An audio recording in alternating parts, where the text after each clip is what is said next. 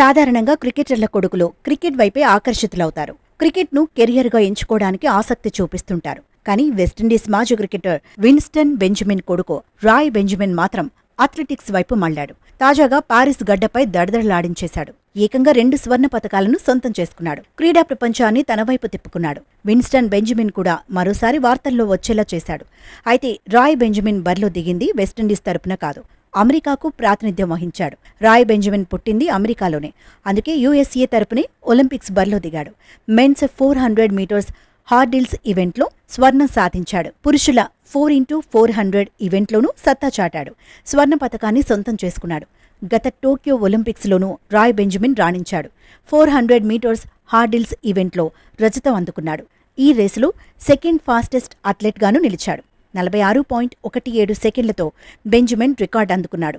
World ఛాంపియన్షిప్స్లోనూ మంచి రికార్డే ఉంది. 2019, 2022 400 metres హార్డిల్స్లో రజతాలు సొంతం చేసుకున్నాడు. 2019, 2021లో 4x400 మీటర్ల రిలేలో స్వర్ణం దక్కించుకున్నాడు. నిజానికి చిన్నప్పుడు క్రికెటర్ కావాలని రాయ్ బెంజమిన్ అనుకున్నాడు.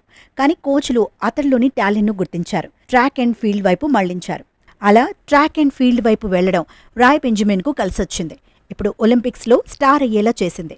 కొడుకు 2వ గోల్డ్ మెడల్ అందుకోవడం చూసి విన్స్టన్ బెంజమిన్ మురిసిపాడు. కొడుకు పర్ఫార్మెన్స్పై అభిమానులతో ఆనందాన్ని పంచుకున్నాడు. ఇలాంటి ఫీలింగ్ను తానెప్పుడూ పొందలేదన్నాడు.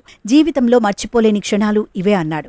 ఒలింపిక్స్లో పతకాలు సాధించేందుకు తన కొడుకు చాలా కష్టపడ్డాడని గుర్తు చేసుకున్నాడు. గోల్డెన్ ఫీడ్ చూసినప్పుడు క్రికెట్ వరల్డ్ కప్ ఫైనలే గుర్తొచ్చిందన్నాడు. ఇక విన్స్టన్ బెంజమిన్ వెస్టిండీస్ తరపున 21 టెస్టుల్లో బరిలో దిగాడు. 61 వికెట్లు తీశాడు. 85 వన్డేల్లో సరిగ్గా 100 వికెట్లు సొంతం చేసుకున్నాడు. బౌలర్గా విండీస్ తరపున తనదైన ముద్ర వేశాడు.